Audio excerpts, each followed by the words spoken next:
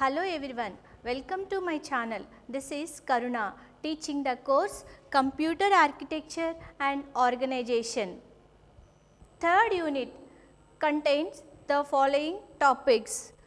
In this unit, we will discuss about basic processing unit, in which we will discuss fundamental concepts. Those are register transfers, performing an arithmetic and logic operations, fetching a word from memory, execution of complete instruction, hardware control, okay, in which we will concentrate on how to transfer the data between the registers and registers to processor.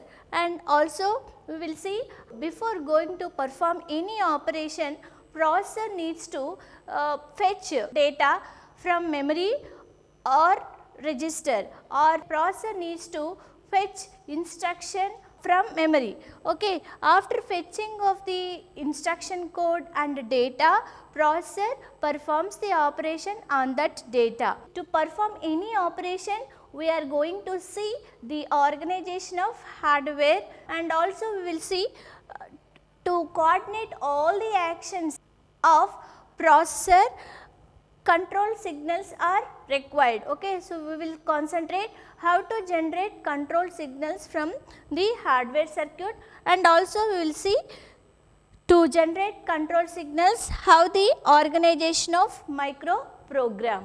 Okay. In this video, we will concentrate on register transfers, performing arithmetic and logic operations. Let us move on to the next slide. So, fundamental concepts under which we will concentrate on how to transfer the data between the registers as well as between the register and processor. Okay. So, before going to perform any operation by the processor, first processor needs to fetch the instruction code. Okay. So, the address of the instruction to be fetched stored in program counter. So, processor gets that address, and at that address processor gets the instruction code and transfer to the instruction register. Okay. After that, program counter will be incremented by 4, because instruction code length is 32-bit word. Okay. So, to store 32 bits, 4 memory locations are required. Here the program counter stores the address of the next instruction. After getting that instruction code, again program counter stores the address of the next instruction. That means program counter will be incremented by the number 4. Okay. So, at that address, next instruction stored at PC plus 4. After updating this PC content, again that will be transferred to program counter. Okay. After getting the instruction code, okay, then carry out the operation specified by the instruction in the instruction register. Okay. Here the operation specified by an instruction can be carried out by performing one or more actions. Okay. Those are, data may be available in the register or memory. Okay. So, if the data is available in the memory, processor needs to get the data from memory location, or if the data is available in the register, processor needs to get the data from the register and perform the operation specified by the instruction on that data. And then after performing that operation, processor sends that output to the memory location or register. Okay. So, these are the actions required to perform. Okay. See, read the content from memory and then load that data onto the processor register. Any data available in the memory location, that should be transferred to the processor register, because all operations are performed through registers only. Okay. Now, next, if the data is available in the register, processor read the data from the processor registers. Okay. And after getting the data, perform the operation, okay, on that data. After performing the operation, data will be transferred to the processor register or memory locations, okay. So these are the actions required to perform specified by an instruction. Let us see single bus organization of the data path inside processor, okay. So in first unit we have discussed functional blocks, okay. To perform any operation by the processor, we need to examine the organization of the hardware parts, okay. So here this is the basic processing unit structure, okay. So here this is internal processor bus and also external buses present, okay. Those are address bus, data bus and control bus, okay. So here see the group of address lines, group of data lines, okay. So group of address lines nothing but address bus, group of data lines nothing but data bus, okay. So these lines will be connected to either memory or IO devices.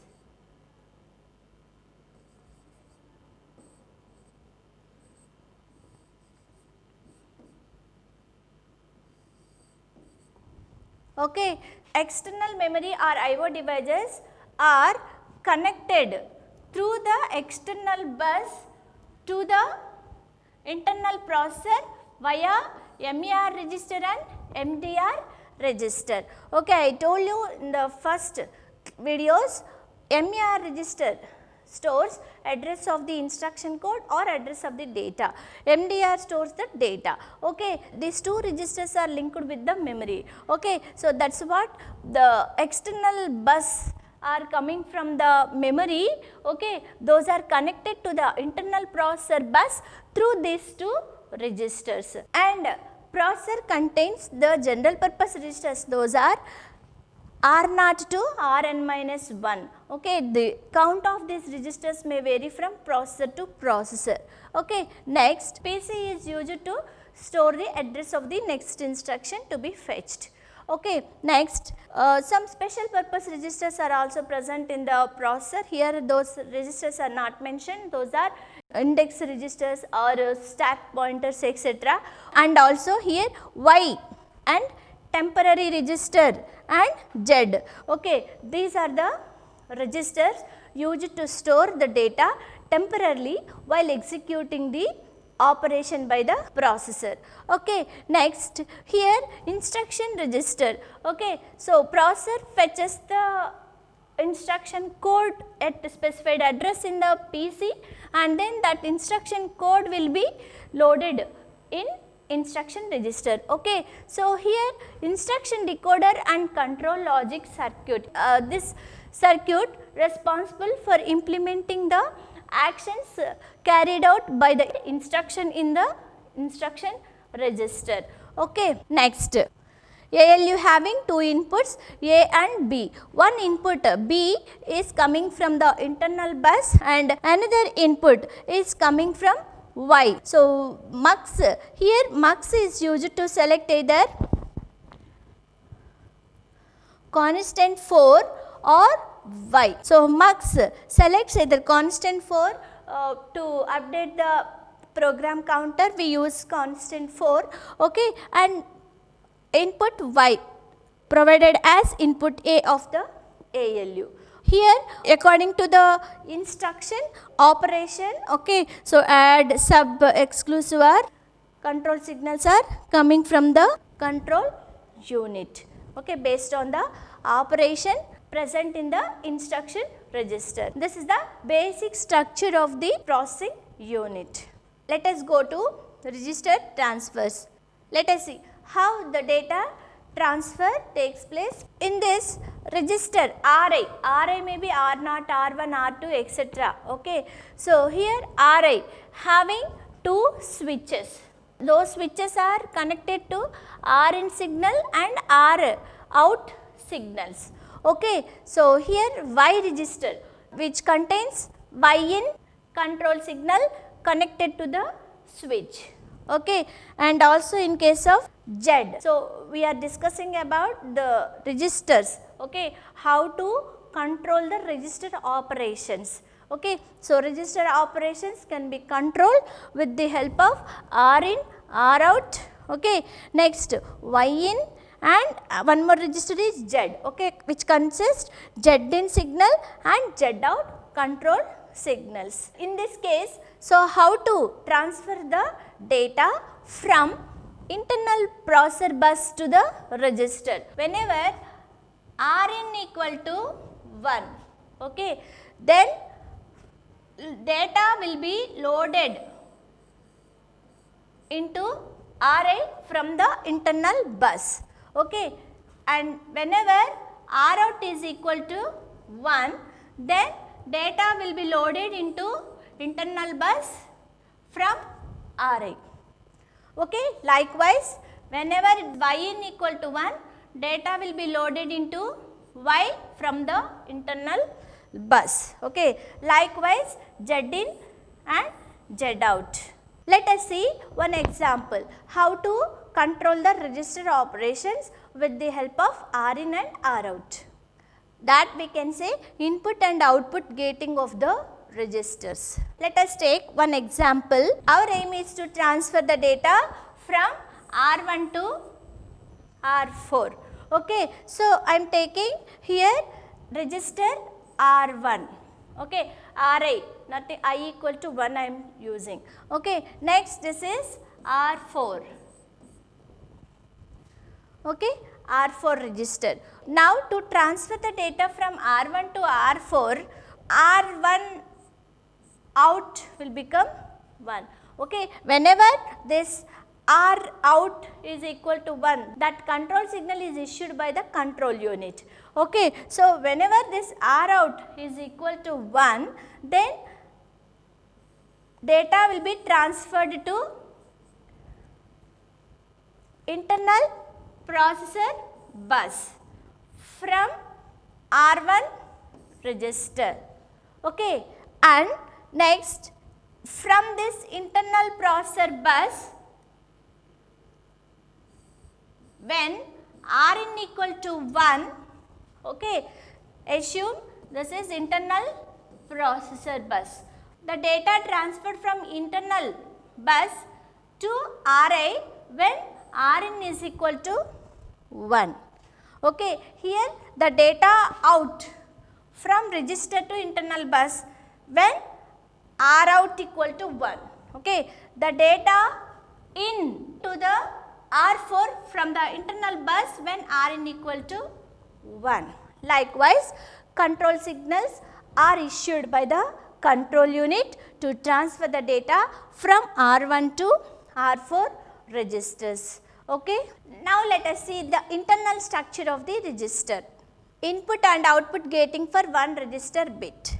This is the internal structure of the register. Okay. Register contains the D flip-flop, which is edge triggered flip-flop.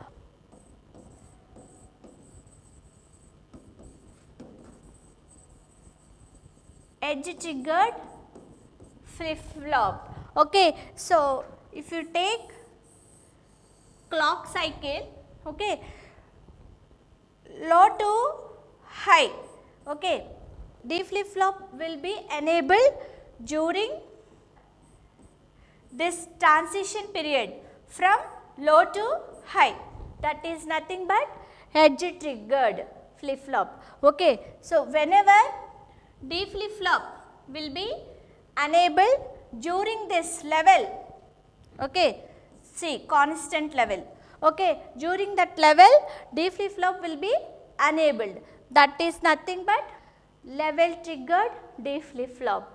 Okay, that is the difference between edge triggered D flip-flop and level triggered D flip-flop. In this case, edge triggered D flip-flop is used, okay, that will be enabled during the transition period low to high, that means this is edge. Now, here Rin, mux is used at Rin and buffer register, tri-state buffer is used at R out control signal. Okay, so mux selects either 1 or 0.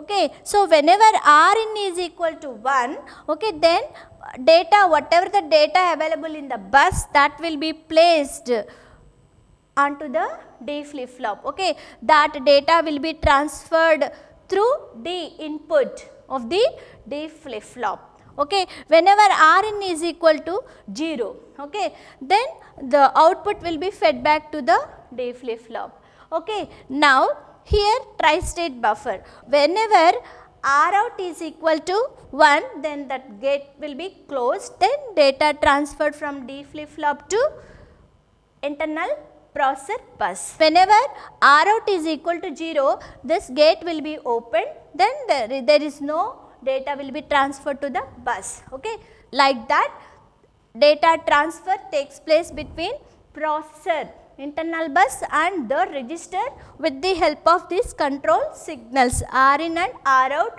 Those signals are generated by the control unit. Now let us move on to the topic arithmetic and logic operation. In this example we are taking arithmetic operation. Okay, let us see how processor perform arithmetic operation. Add R3, R2, R1. Okay, so in this case perform add operation between R1 and R2, then after performing that add operation, output will be transferred to R3 register. Okay, so here we need to observe how to transfer data between R1, R2 and R3.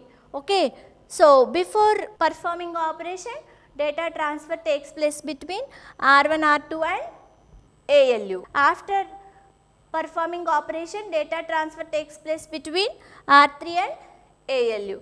Okay, now here first we have to get the data from R1. Okay, let us take this is RI.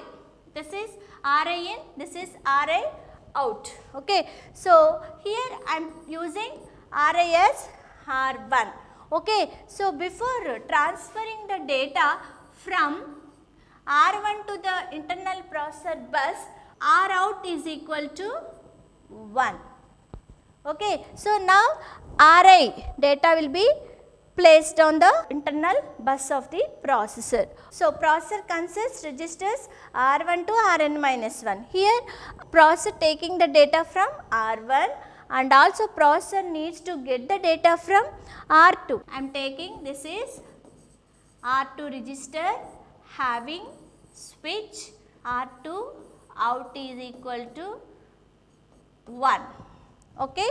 Next register is having control signals R3 in. R3 in. Here this is R1. R1 out is equal to 1. Okay. So here the data transfer from R1 to internal bus of the processor when R1 out is equal to 1, and then data transfer from R2 to internal processor bus when R2 out is equal to 1. Okay. So these two are coming from the control unit. So here one input signal is coming through Y register through the input A of the ALU. Okay. Another data is coming from processor bus through input B. ALU gets the data from R1 by selecting Y with the help of mux through input A. Okay. And one more data from R2. Okay. Processor gets the data from R2 through the input pin B. Now processor gets the data through A and B. Okay. By selecting Yin is equal to 1. Okay. So this data is coming through internal bus and then to Y and then through A. One data is coming from R1, another data is coming from R2 via internal bus through B. So, likewise, after getting the data, processor performs the operation according to the instruction specified, that is add R3, R2, R1. In this case, add operation is performed, that add signal also coming from control unit. These are the actions required to perform this instruction, okay, add instruction.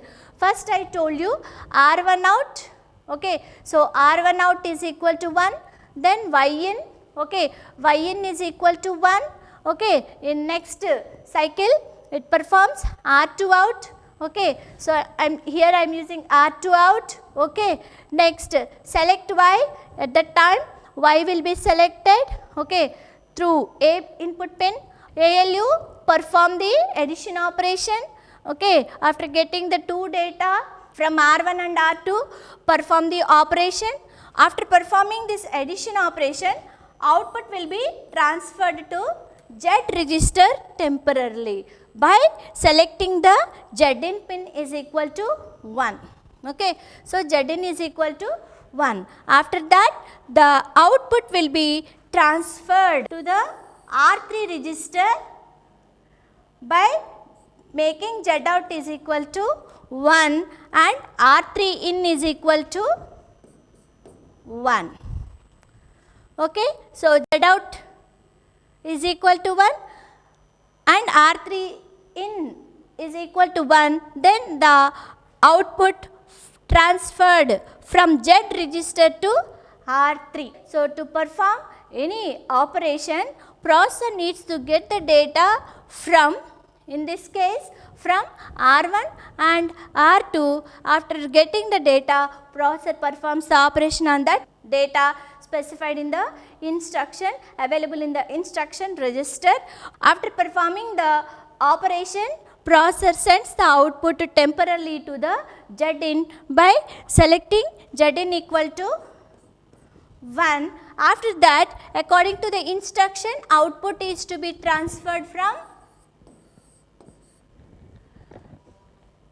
ALU to R3, okay. So, now the output is to be transferred to R3. Now, the output is transferred to R3 by making Z out is equal to 1 and R3 in is equal to 1, okay.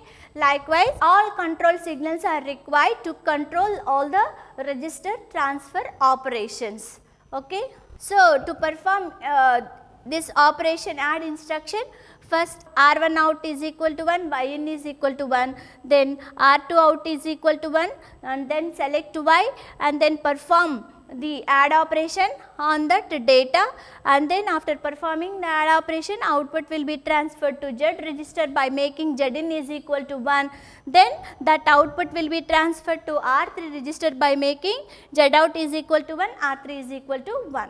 Let us summarize the topic. Before going to perform any operation, processor needs to fetch the instruction code. To fetch that instruction code, processor gets the address of that instruction from program counter. Program counter stores the address of the instruction.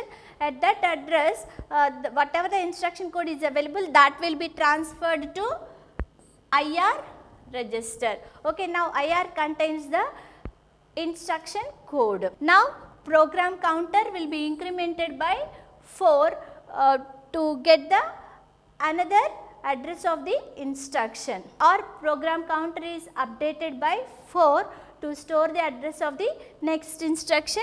Okay, so that's what this is known as fetch cycle. After getting the instruction code, processor performs the operations, the required operations specified by the instruction in the instruction register. That is what this is known as execution cycle.